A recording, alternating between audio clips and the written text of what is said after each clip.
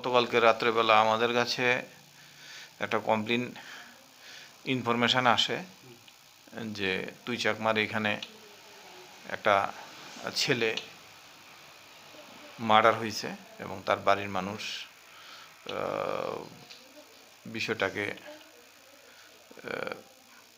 নিয়ে বইয়া রয়েছে, এরকম ধরনের একটা ইনফরমেশান আইছে। তো অ্যাকর্ডিংলি এই ইনফরমেশান মূলে আমরা এখানে গেছি। তো যাওয়ার পরে দুই চাকমা এখানে রতি কুমার দেব বর্মা, দেখলাম যে ওনার বাড়িতে অনেক গ্রামের মানুষও এখানে আছেন। তো তারপরে যেটা আমরা জানতে পারলাম যে ওনার দুই ছেলে, বড় ছেলে আর ছোট ছেলে রণবীর দেব বর্মা আর প্রণব দেব বর্মা, তারা দুই ভাইয়ের ভেতরে একটা ঝগড়া হয়েছে বিকাল নাগাদ।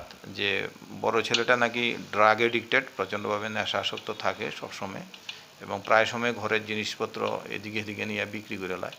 অ্যাকর্ডিংলি গতকালকেও ওনার বড় ছেলে যে সে এরকম বাড়ি ঘরের থেকে টিভি আরও কিছু ভ্যালুয়েবল জিনিস নিয়ে বিক্রি করে দেওয়ার উদ্দেশ্যে লইয়া রওনা দিয়েছিল।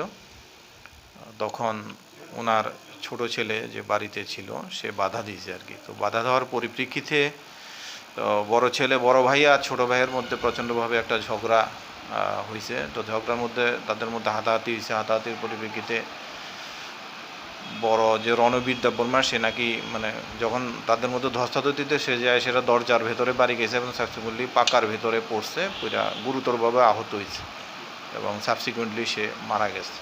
তো অ্যাকর্ডিংলি আমাদের কাছে আমরা সেই অনুসারে একটা কেস এফআইআর করছি। কেস এফআইআর করে আসামিকে আমরা ধরছি এবং আসামিকে আমরা কোর্টে ফরওয়ার্ড করছি। এটা ঘটনাটা তাদের বক্তব্য অনুসারে প্রায় বিকাল নাগাদ হয়েছে আর কি, বিকাল সন্ধ্যা বিকালের।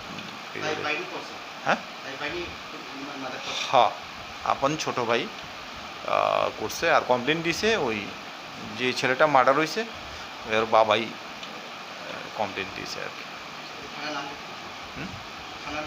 Bishramganj police station. সে কোর্টে ফরওয়ার্ড করা হয়েছে আদালত। আমি ওসি বিশ্রামগঞ্জ পুলিশ স্টেশন।